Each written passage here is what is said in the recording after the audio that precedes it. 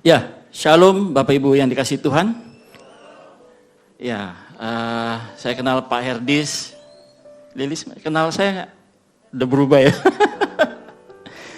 Kami dulu pelayanan mahasiswa bersama-sama dan dulu kita pernah tur ke Solo ya, ke rumah Lilis. Ya, ya sungguh saya bersyukur atas anugerah Tuhan. Saya boleh berdiri di tempat ini dan boleh membagikan kebenaran firman Tuhan. Dan saya juga berterima kasih untuk kepemimpinan, kepenatuan di tempat ini yang memberikan saya kesempatan ya untuk bisa membagikan apa yang Tuhan taruh di dalam hati saya. Baik, sebelum kita mulai kita mau berdoa. Bapa, kami menyerahkan waktu yang ada ini ke dalam tangan kasih Tuhan. Mari Tuhan sendiri yang berbicara pada setiap kami, memberkati setiap kami dengan kuasa firman-Mu yang memerdekakan.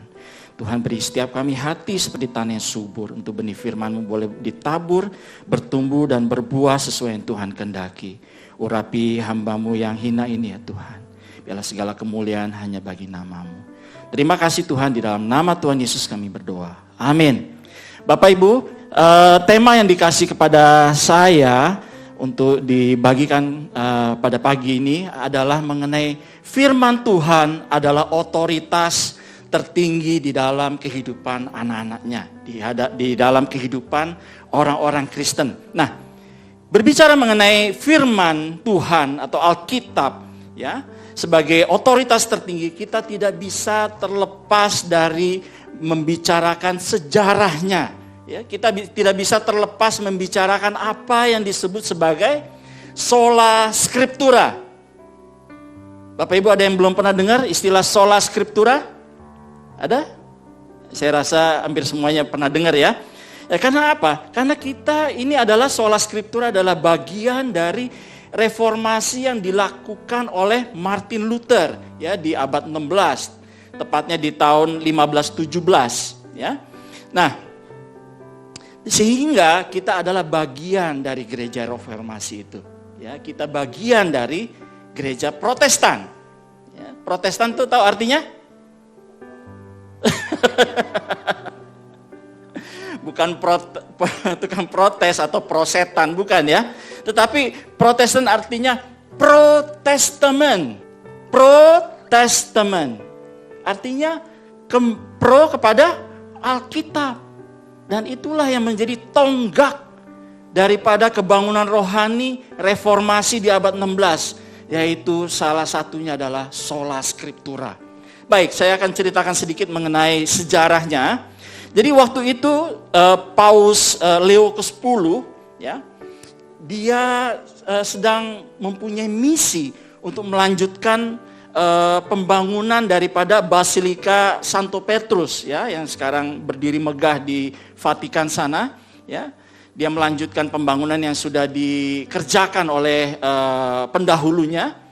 Lalu dia juga memiliki misi untuk membiayai pasukan yang disebut Crusaders ya. Crusaders kita tahu itu pasukan perang salib ya.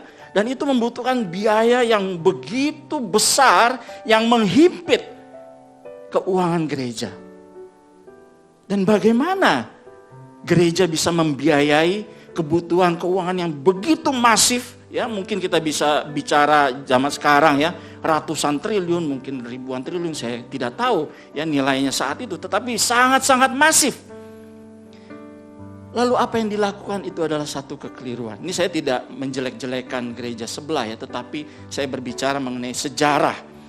Bagaimana ayat yang dipakai oleh Paus ya, yang tadinya berkata di dalam Matius 3 ya, ayat kedua, di mana Yohanes Pembaptis berkata ya, berseru-seru di padang gurun, bertobat sebab kerajaan Allah sudah dekat, bertobat. Lalu diteruskan di dalam pasal selanjutnya ya, oleh Tuhan Yesus sendiri ya, karena Yohanes Pembaptis sudah ditangkap. Di Matius 4 ayat 17 Yesus menyerukan hal yang sama seperti seruan yang diserukan oleh Yohanes Pembaptis. Bertobat sebab kerajaan Allah sudah dekat. Nah, bertobat ini, maaf ya saya nanti pakai istilah-istilah yang mungkin asing ya, tetapi harus karena ini adalah sejarah. Menggunakan istilah di dalam bahasa Latin karena saat itu Alkitab yang digunakan hanyalah Alkitab Vulgata ya, yang berbahasa Latin. Tidak ada Alkitab lain, terjemahan lain yang diizinkan oleh gereja dipakai oleh gereja saat itu, gereja barat ya maksudnya.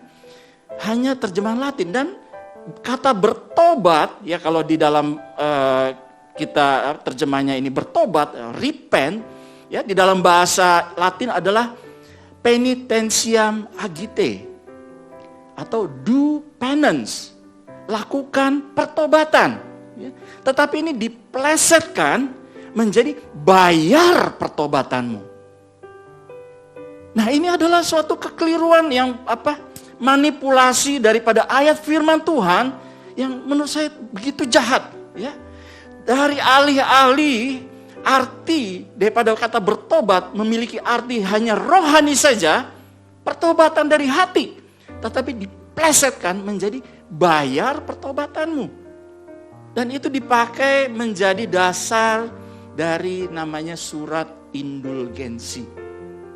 Nah, surat indulgensi ini adalah mengajarkan bahwa arwah-arwah orang Kristen yang ada di dalam purgatori atau di dalam api penyucian yang sesuai dengan teologi Roma Katolik, ya, dengan membayar uang, sejumlah uang, arwah-arwah tersebut akan keluar, ya, maksudnya diampuni dengan pembayaran melalui surat indulgensi.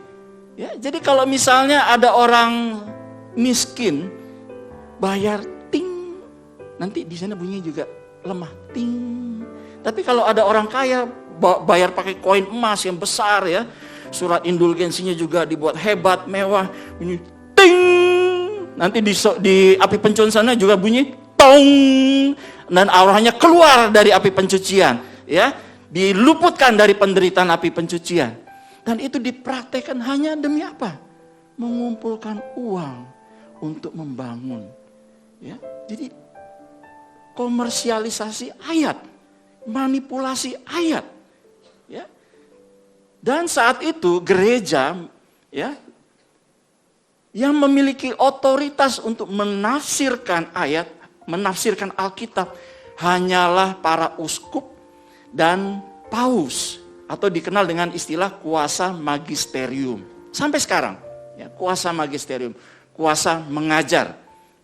Jadi itulah yang dilakukan oleh paus saat itu dan itu menimbulkan keresahan, menimbulkan pergumulan yang berat di dalam diri seorang Martin Luther yang dia di usia 29 adalah udah menjadi seorang profesor teologi, ya.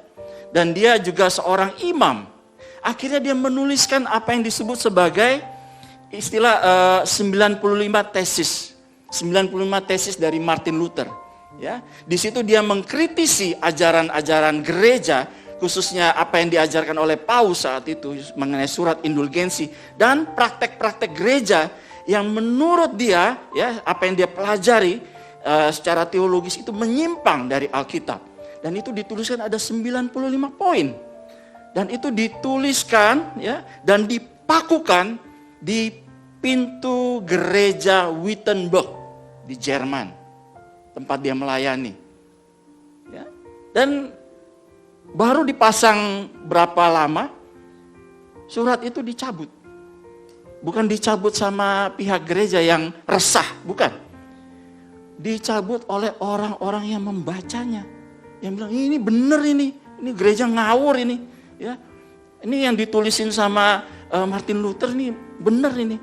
Ya, akhirnya apa? Dicabut bukan untuk disobek, dicabut di fotokopi. Ya, zaman dulu sudah ada mesin cetak Gutenberg, ya, di abad 14. Ini Martin Luther di abad 16, ya. Dan tanggal Martin Luther memakukan 95 tesisnya, ya, itu adalah 31 Oktober 1517. Jadi 31 Oktober bulan ini adalah tepat 505 tahun reformasi terjadi. Dan karena itu kita bisa ada di sini. Ya. Nah, apa yang dia setelah itu ya, itu 1517, kira-kira 3,5 tahun kemudian setelah peristiwa 95 tesis itu, Martin Luther dihadapkan pada sidang, ya, sidang General Council, ya, itu di Martin Luther itu disidang di depan dewan yang mewakili Katolik Roma dan di hadapan Raja Charles untuk meminta pertanggungjawabannya dan untuk diminta dia mengaku salah dan mencabut 95 tesisnya. Lalu apa yang Martin Luther ucapkan, dan ini ucapan yang sangat terkenal, ya. Ini saya langsung terjemahkan dalam bahasa Indonesia, ya. Hanya jika saya dapat diyakinkan oleh Alkitab dan penjelasan yang masuk akal, penjelasan yang jelas, ya, saya tidak dapat menerima otoritas dari paus dan dewan-dewannya, karena mereka maksudnya paus dan dewan-dewannya ini, dewan gereja, mereka berkontradiksi dengan Alkitab, ya. For they have contradicted each other. Lalu dibilang, hati nurani saya, my conscience, itu tertawan kepada firman Tuhan, word of God. Saya tidak dapat dan tidak dapat mencabut ataupun menyangkal apapun, karena untuk melakukan hal yang berlawanan dengan hati nuraniku itu tidaklah benar ataupun aman, ya. Di sini aku berdiri. Here I stand. Saya tidak dapat melakukan hal yang sebaliknya. God help me. Amen. Itulah pembelaan Martin Luther di depan kuasa yang begitu besar saat itu, ya. Dan itu pun yang menjadi tonggak daripada reformasi, ya. Di slide berikutnya kita lihat apa yang menjadi reformasi yang dilakukan oleh Martin Luther. Ada 5 sola, ya. Ini terkenal dengan 5 sola. Mungkin Bapak Ibu lebih kenal dengan 3 sola, ya. 2 solanya baru dengar mungkin, ya. Jadi sola gratia, ya, diselamatkan oleh anugerah saja. Sola kedua, sola fide, melalui iman saja. Ya, kita ingat di dalam Efesus 2 ayat 8, sebab karena kasih karunia, sola gratia, kamu diselamatkan oleh iman, sola fide. Ya, lalu solus Christus, diselamatkan oleh imannya dalam apa? Dalam Kristus saja, Yesus saja, tidak ada juru selamat yang lain. Lalu sola yang keempat adalah sola scriptura, sesuai dengan Alkitab saja. Bukan tafsiran oleh para paus ataupun para pemimpin-pemimpinnya, ya. Dan untuk kemuliaan Allah, soli deo gloria. Inilah 5 sola yang ditekankan oleh Martin Luther. Dan dari 5 sola ini tonggaknya ada yang di tengah, yaitu sola scriptura. Slide berikutnya kita lihat bahwa sebelumnya kita lihat yang di bawah. Apa yang dikatakan oleh Martin Luther mengenai sola scriptura? Dia menjelaskan bahwa Alkitab merupakan satu-satunya sumber otoritas yang mustahil keliru dalam urusan iman dan praktek-praktek hidup Kristen. Inilah yang dimaksud dengan sola scriptura, ya, bahwa seluruh sumber-sumber keajaran yang lain harus tunduk di bawah Alkitab. Ya, di dalam bahasa Latin disebut sebagai Alkitab adalah norma normans non normata. Ya, norma normans non normata. Artinya apa? The norming norm that is not norm. Norma itu adalah kaidah atau pedoman. Jadi dengan kata lain, Alkitab adalah pedoman tertinggi yang mengatur pedoman-pedoman lain yang di bawahnya. Sedangkan Alkitab sendiri sebagai norma, dia tidak diatur oleh norma-norma yang lain. Inilah yang dimaksud sebagai Alkitab sebagai sola scriptura. Para pendeta boleh mengajar, ya. Para pemimpin gereja boleh mengajar, ya. Bapak-bapak gereja pun menulis tulisan-tulisannya, ya. Konsili-konsili, hasil-hasil konsili pun menjadi pegangan bagi gereja. Tetapi semua sumber pengajaran ini tunduk di bawah kebenaran firman Tuhan. Jadi jangan marah kalau dikritisi, ya. Kayak ajaranmu kayaknya ada yang kurang benar nih, ada yang keliru. Yang mana? Gitu, ya. Hati terbuka. Kenapa? Protestan, reformasi dimulai dari kritisi, terbuka, dikoreksi dengan firman. Itulah yang harus menjadi mentalitas daripada gereja-gereja reformasi. Ya, seorang teolog besar namanya Karl Barth, ya, dia berkata demikian. Ecclesia reformata semper reformanda. Reformation Church must always be reformed. Artinya apa? Gereja reformasi haruslah terus-menerus menguji dirinya, ajarannya, praktek-praktek kehidupan Kristennya harus diuji untuk selalu tunduk pada otoritas kebenaran firman Tuhan sebagai otoritas yang tertinggi. Dan itulah yang harus menjadi mentalitas, menjadi dasar dari seluruh gereja Kristen. Sola scriptura. Nah, bahkan ya, untuk menegaskan konsep sola scriptura ini, Martin Luther berkata demikian. A simple layman armed with scripture, ya, saya Indonesiakan saja, seorang awam yang sederhana, ya, tetapi dia dipersenjatai dengan Alkitab. Dia itu lebih hebat daripada seorang paus yang berkuasa, tetapi paus itu tidak memegang Alkitab. Jadi Alkitab ini sungguh-sungguh ditekankan oleh Martin Luther sebagai posisi kebenaran pedoman yang tertinggi. Ya, nah, suatu saat dosen saya, ya, dosen di kelas S3, dia berkata demikian. Ya, dia namanya Pak Agus Santoso, dia seorang pendeta GIA Semarang. Ya, dia hopeng sama seorang pendeta besar, ya, pendeta besar tetapi ngeroh kelewatan, ya, ngeroh kelewatan, ya.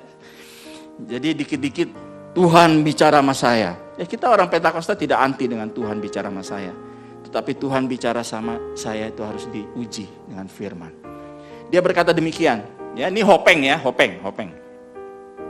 Tetapi kontras, yang satu seorang ahli biblika, Pak Agus Santoso ini pernah menjadi ketua sarjana biblika Indonesia. Jadi orang benar-benar genius gitu ya. Kuliah teologi itu di Heidelberg itu umumnya 7 tahun ya, 5 tahun lah yang normal gitu ya. Dia bisa selesai 3 tahun doktoralnya, lalu dia ambil sisa 2 tahun untuk pos ya, dan menjadi associate professor di sana. Nah, suatu kontras antara seorang Agus Santoso yang akademik dengan yang pendeta besar tapi kebablasan ya. Dia nanya begini, hopeng ya. Dia bilang, kalau Roh Kudus bicara sama kamu, ya, tetapi Roh Kudus itu, apa yang menjadi suara Roh Kudus itu bertentangan dengan firman Tuhan, dengan Alkitab. Kamu pilih mana? Lalu pendeta besar itu bilang, saya pilih suara Roh Kudus. Lalu Agus Santoso bilang, gemblung lu. Tapi ini dalam konteks hopeng ya. Jadi meskipun kontras tetapi mereka bersahabat. Jadi apa yang mau disampaikan di sini?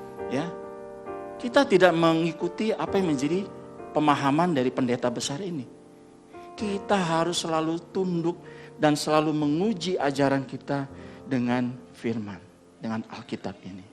Ya, nah, Bapak Ibu, saya jelaskan tadi bahwa gereja saat itu Alkitabnya harus dalam bahasa Latin, Vulgata.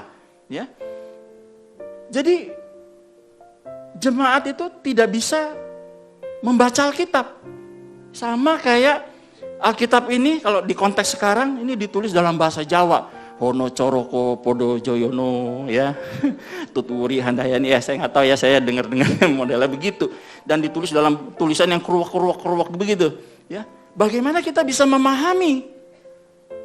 Jadi yang memahami hanyalah orang-orang yang belajar. Ya. Dan karena itu, karena memang konsep dari Roma Katolik saat itu bahwa yang boleh mengajar hanyalah gereja pemimpinnya, pemimpin gereja. Jemaat dibiarkan bodoh. Ya. Jadi terjadi suatu pengelompokan, yaitu kaum rohaniwan dengan kaum awam. Kaum rohaniwan dan kaum sampai saat ini. Ya. Padahal Alkitab berkata apa? Kaum rohaniwan itu apa jawabannya? Nabi, rasul, gembala, pengajar, penginjil. Mereka ini setara, tetapi dipakai Tuhan untuk memperlengkapi gereja. Ya. Supaya bertumbuh semakin serupa Kristus. Alih-alih firman Tuhan yang berkata demikian, mereka melakukan segregasi, pembedaan. Menjadi kaum rohaniwan dengan kaum awam. Bapak Ibu mungkin kalau dengar awam, ya, awam itu bahasa halus. Bahasa kasarnya apa? Bodoh. Dan memang itu yang dipraktekkan. Jemaat dibiarkan bodoh dan tidak boleh mengerti dan tidak boleh baca Alkitab. Ya boleh baca Alkitab, tetapi bacanya bahasa hono coroko itu, ya, bahasa Latin yang tidak bisa dimengerti oleh orang-orang awam. Ya. Tidak bisa dibaca. Akhirnya apa? Gereja memberikan peraturan bahwa Alkitab tidak boleh diterjemahkan. Supaya apa? Supaya jemaat tidak boleh menafsir, tidak bisa menafsir. Tidak bisa baca, tidak bisa menafsir. Jadi yang menafsir hanya pastor, uskup, dan rohaniwan lainnya. Ya. Karena itu gereja melakukan tindakan-tindakan yang keras atas setiap usaha untuk menerjemahkan. Nah, 200 tahun sebelum Martin Luther, ada seorang teolog, dia menerjemahkan dari Alkitab Vulgata dari bahasa Latin ke dalam bahasa Inggris. Ya, namanya Wycliffe, ya, John Wycliffe. Ya. Nah, dari tulisannya itu dari Latin ke bahasa Inggris, otomatis kan dibaca sama jemaat awam, ya, jemaat yang bodoh itu ya, dibaca. Akhirnya menimbulkan orang yang baca ngerti, akhirnya nimbul reformasi, ya, mempertanyakan ajaran-ajaran gereja yang tidak sesuai, dan timbul gelombang reformasi kecil, ya, karena terlokalisasi di Inggris sana. Nah, saking marahnya gereja Katolik saat itu John Wycliffe yang sudah meninggal, kuburannya suruh dibongkar, tulangnya dibakar, dijadiin abu, ditumbuk jadi abu, dan abunya disebar di seluruh sungai di Inggris. Ini adalah bentuk penghinaan. Ya. Yang kedua, William Tyndale itu menerjemahkan Alkitab dari teks Ibrani Perjanjian Lama dan teks Yunani Perjanjian Baru menjadi bahasa Inggris. William Tyndale ini hidup sejaman dengan Martin Luther, cuma William Tyndale di Inggris, ya, kalau nggak salah Scottish, kalau nggak salah, ya, Scotland. Dia digantung dan dibakar. Kenapa? Itu adalah perlakuan keras gereja terhadap usaha-usaha penterjemahan. Karena itu, ya, reformasi Martin Luther mencanangkan bahwa Alkitab harus dibaca di dalam bahasa yang dimengerti oleh pembacanya. Karena itu Martin Luther menuliskan terjemahan, ya, Alkitab ke dalam bahasa Jerman, karena dia orang Jerman. Ya. Dan mulai dari reformasi Martin Luther itu, timbullah terjemahan-terjemahan Alkitab di dalam berbagai bahasa yang dipahami oleh pembacanya di seluruh lokasi kekristenan di dunia. Ya. Dan itu yang menjadi sampai sekarang kita bisa temukan Alkitab yang kita baca dalam bahasa Indonesia, yang kita mengerti dalam bahasa kita sendiri, yang kita bisa pakai, baca, renungkan, dan untuk firman Tuhan ini mengubahkan hidup kita. Ya, tapi sayangnya banyak orang Kristen ini menjadi bantal. Terkadang kalau kurang ajar jadi ganjelan pintu tanpa sadar. Mana Alkitab? Oh, itu ada di lantai di balik pintu, ya. Dan banyak sekali.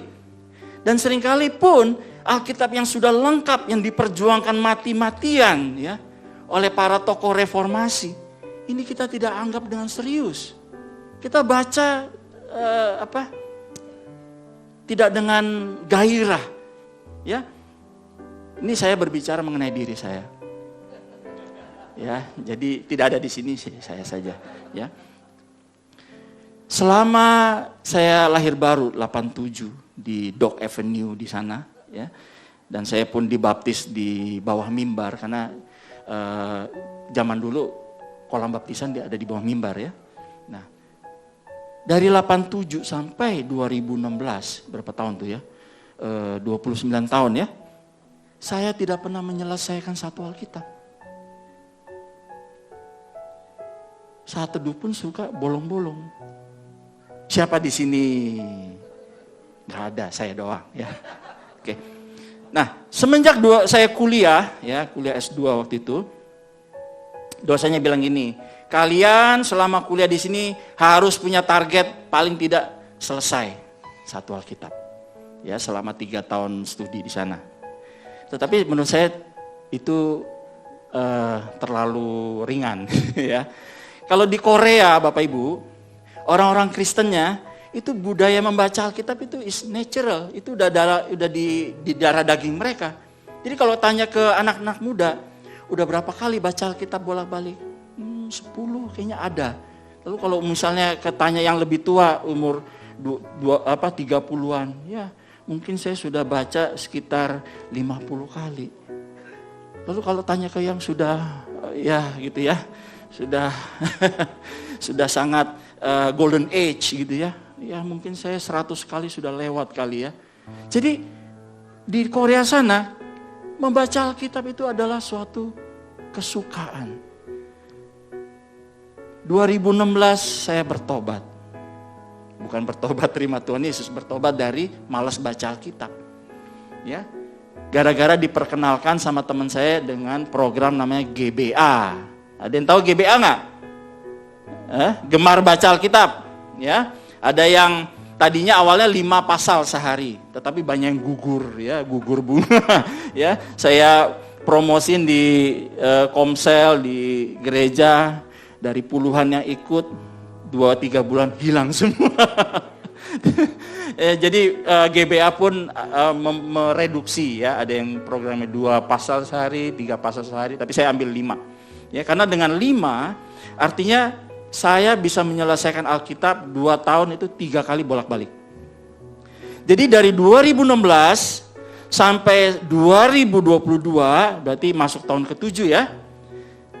Berarti total saya baca Alkitab ini sudah 9 kali. Bukan wow, GBA-nya yang wow ya. Saya mah kadang-kadang telat dijapri sama hostnya.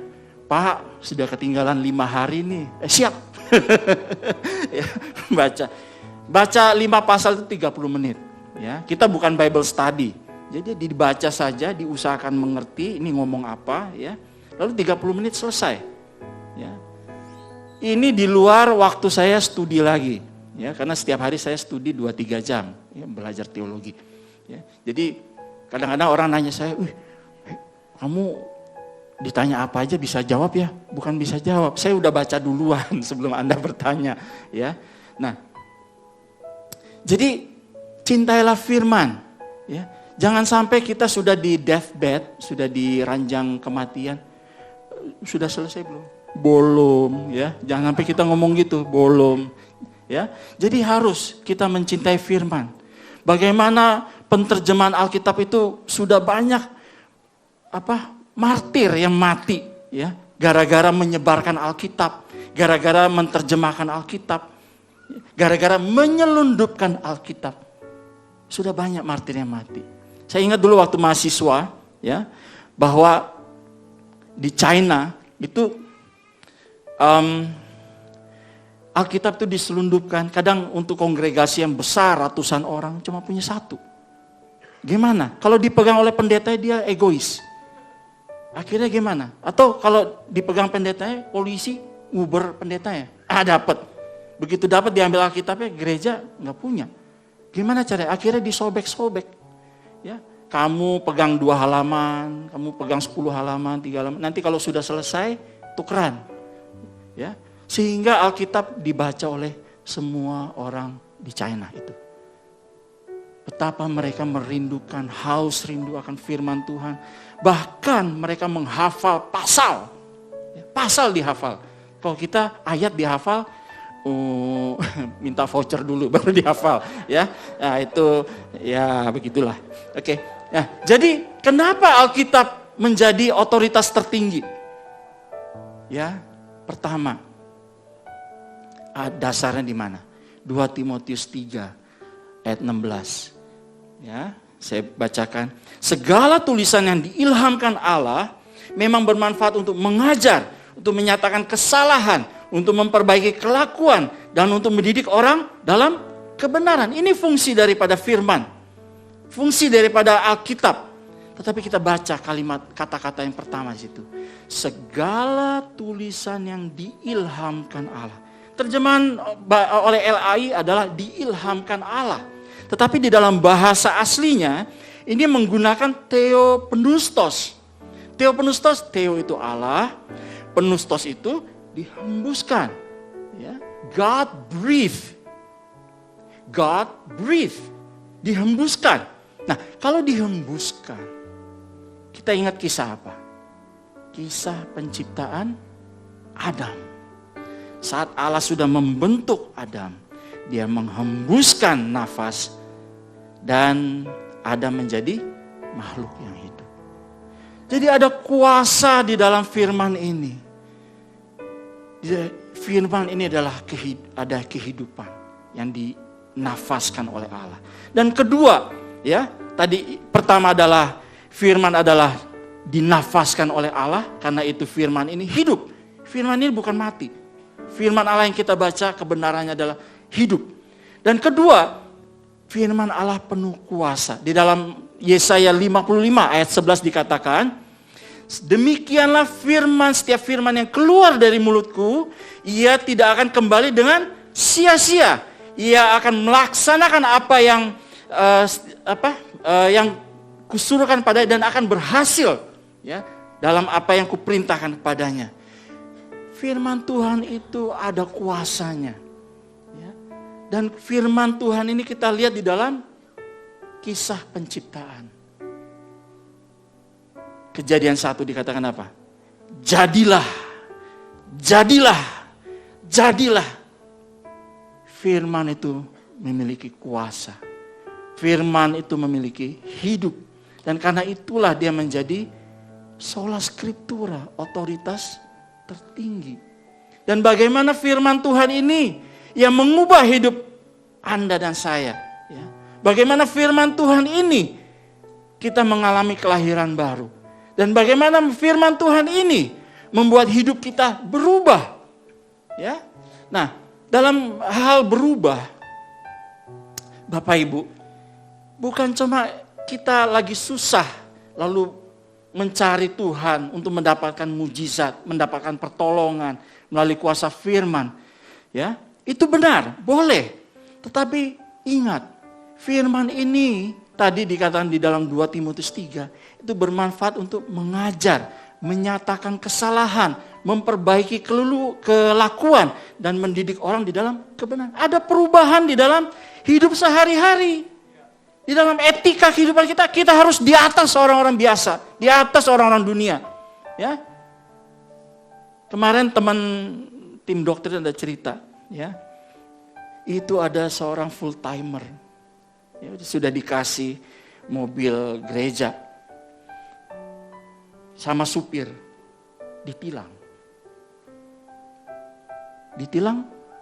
terus dia kasih 100.000. 100.000 ya. Dia cas ke gereja, tolong digantiin. Astaga, dalam hati saya, ini lebih jahat dari orang dunia, ya. Dan kedua, ya, ada contoh lagi saat teman saya ngalamin di PHK, ya, karena COVID, dia kerja di UPH, ya, dia di PHK dini. Ya.